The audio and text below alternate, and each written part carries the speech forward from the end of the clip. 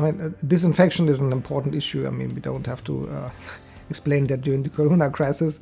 Especially in otolaryngology, of course, it's a big issue because we are, first of all, in close contact to our patients. That means there's always a risk for the doctors to get infected because we handle the upper airway and we are in close contact to the upper airway.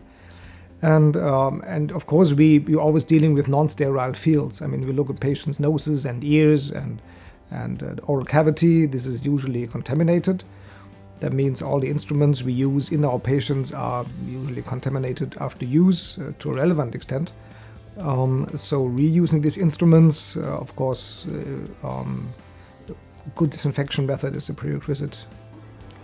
It was very interesting in the context of my research. I found, especially when I looked up for stethoscopes for examine, for example, a heart.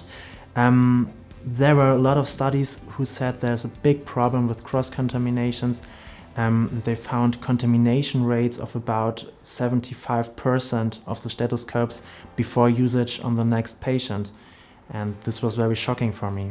I use a stethoscope or other medical device on different patients, and in patients' care it's always very busy. You have to do a lot of patients per day.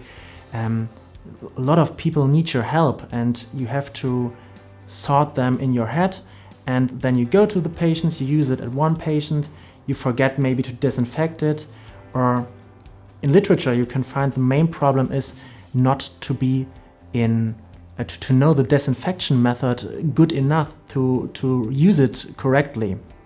So these are the main problems for cross-infections. The D25 is we always call it box-based designed device for the disinfection of different medical devices, and not only medical devices.